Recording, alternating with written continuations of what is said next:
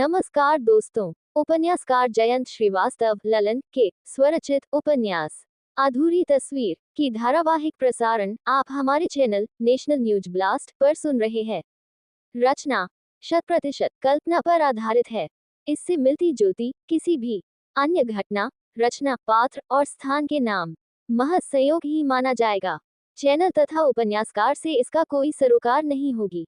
धन्यवाद। तो आइए सामाजिक मार्मिक उपन्यास अधूरी तस्वीर को सुने।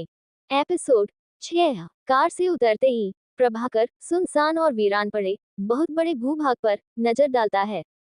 इसके साथ ही उसके चेहरे पर मुस्कुराहट अटखेलियां करने लगती है। पीतांबर लाल के पास आकर पूछता है, अंकल यही जगह है ना जो आपने इंडस्ट्री के लिए सेलेक्ट किया है? पीतांबर लाल स्वीकृति में सर हिलाते हैं। ये जगह तो हमारे उद्योग के लिए बिल्कुल उपयुक्त है।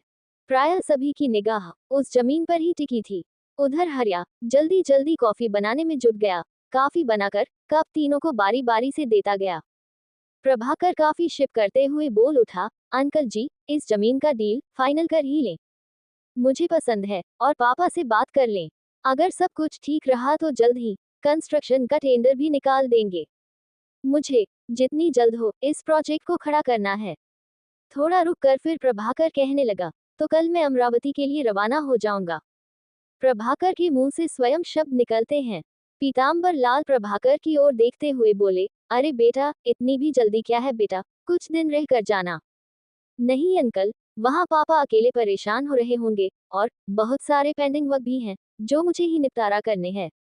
अरे बेटा, मैं जगजीत को पहले ही बोल रखा था कि प्रभाकर को अगर भेज रहे हो तो सुनो, प्रभाकर कुछ दिन रुक कर ही जाएगा। बोलो मंजूर? और जगजीत ने हामी भी भरा है।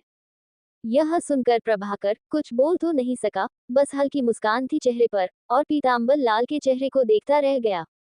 जमीन देखने के बाद करीब 20 मिनट ये यहाँ खड़े खड़े इधर उधर की बातों का सिलसिला चलता रहा। फिर सब कार में समा गए। करीब 20 मिनट तक लगा होगा पीतांबर लाल को अपने बंगले तक पहुंचने में। बंगले के द्वार पर बने पोर्टिको में कार रुकी। कार से उतरकर सबके सब बंगला के अंदर चले जाते रहे। वक्त शाम का होता है। अंधेरा अपना साम्राज्य फैला चुका था। अगर लॉन में प्रकाश की समुचित व्यवस्था नहीं होती तो घना अंधेरा होता। लॉन में चेयर और टेबल बनाए हुए थे। प्रतिदिन सुजाता का घंटों तक यहाँ बैठना उसकी दिनचर्या का हिस्सा बन चुका था। आज भी सुजाता चेहरे पे मायूसी लिए हुए अकेले बैठी जाने किस ख्याल में गुम थी। ऐसे कि कब प्रभाकर लॉन में आकर उसके पास खड़ा हुआ था इसकी भी सुधि नहीं थी। सुजाता, प्रभाकर ने आवाज दी। शब्द सुजाता के कान से टकराए तो सुजाता का तंद्रा भंग हुआ। चौंक कर आवाज की दिशा में मुड़ी। पीछे प्रभाकर मंद मंद मुस्कुराता हुआ उसके पास ही आ रहा था। जब वो बिल्कुल करीब आ गया तो सुजाता खुद को संयमित करते हुए जबरन अपने होठों पर मुस्कान लाने के असफल प्रयास करते हुए प्रभाकर को बैठने का आग्रह किया। प्रभाकर एक कुर्सी पर बैठ गया। उसने सुजाता के चेहरे पर छाई हुई मायूसी को प्रभाकर अच्छी तरह पढ़ भी लिया था। कुछ देर दोनों के बीच खामोशी छाई रही। बात कहाँ से शुरू की जाए इसी पशोपेश में था प्रभाकर। तभी हरिया कॉफी का ट्रे लेकर पास आ गया था। गर्मा गर्म कॉफी ले आया हूँ दीदी, इसे पीकर तो देखो, सारी थकावट दूर न हो जाए तो कहना। कहते हुए हरिया दोनों को कॉफी सर्व करने लगा। कॉफी सर्व करने के बाद बोला, मैं जाता हूँ बाबूजी को कॉफी देकर फिर डिनर की तैयारी में लगूंगा। दीदी आप लोगों के लिए क्या क्या बना दूं? सुजाता हरिया की ओर देखकर बोली, जो भी तुम बनाना चाहते हो बना लो। ये सुनकर सर हिलाता हुआ हरिया चला जाने लगा। दोनों कॉफी का शिप ले रहे थे। कुछ देर की खामोशी के बाद प्रभाकर ने ही चुप्पी तोड़ी, कैसी हो सुजाता? सवाल सुनकर सुजाता बहुत कठिनाई से बोल सकी, ठीक हूँ। सुजाता के चेहरे पर मुस्कुराहट तो थी, परंतु इस मुस्कुराहट में दर्द के भाव भी छुपे थे। प्रभाकर उसके चेहरे के भाव को समझ चुका था।